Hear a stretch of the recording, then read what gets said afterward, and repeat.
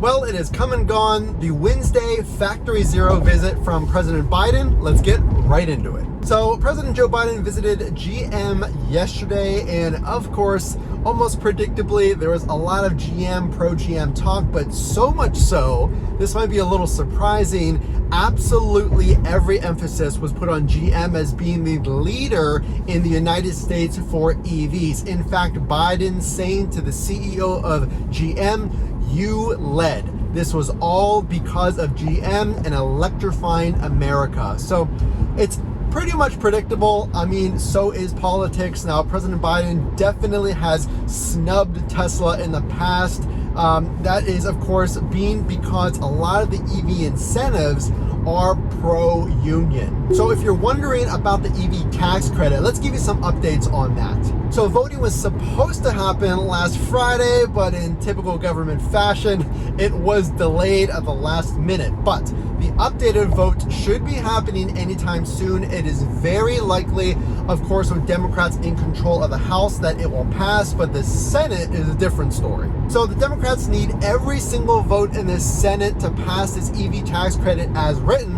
But as we talked about in previous videos, Senator Joe Manchin from West Virginia, almost said New Jersey, is opposed to the bill, calling it un-American and saying that the product should speak for itself. We should not pick winners and losers, per Joe Manchin. So it's safe to say that this vote is really a toss-up, but we're going to give you all of the updates when this actually happens. But here's what I would expect. I would expect that the Senate to rewrite this bill at some point to maybe include less spending on certain areas of the bill, but no senators have specifically pointed out the amounts to be paid on the EV tax credit. Now, there has been some lobbyists from import automakers obviously expressing their concerns over the union bonus. It's at least $4,000 bonus for union car manufacturers. Now, that goes without saying because they're non-union, that import auto manufacturers,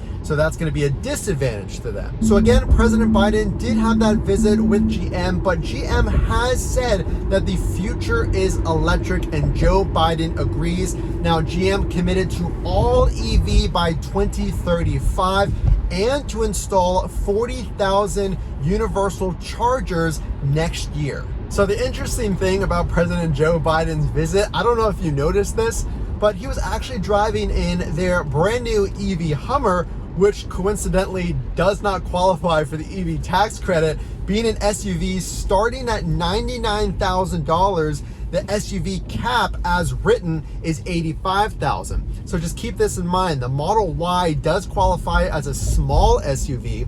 So as long as the Model Y, which it is under $80,000, you will get that tax credit as written. And the sedan cap is $55,000. So every sedan the Model 3 has, except for the Performance, will qualify based on that base price. So I just want to touch on this real quick. 95% of tax filers will qualify for this tax credit based on their income. So the caps for individuals is $250,000. And like I said, 95% of us are making less than that. For joint filers, it's $500,000. So as long as you're making less than that, which 95% of us are, hey, you're qualified if this thing does pass. So if you are thinking about getting a Tesla, keep in mind those deadlines and the caps on the vehicles, because if this does pass, it is slated to go in place January 1st. And if you do get a qualifying vehicle, you must take delivery in 2022 to get qualified. So again, if you are going to take delivery in November or December of this year,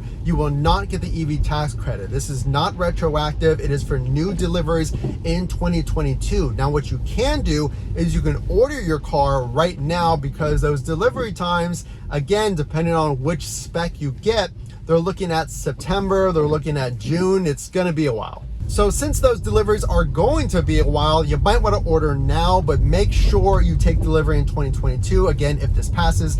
And if you have delivery dates for November and December, you can ask your Tesla rep to delay that delivery. I've been told some Tesla reps have said that's not allowed, but it definitely is. I've heard that you have 60 to 90 days to do so.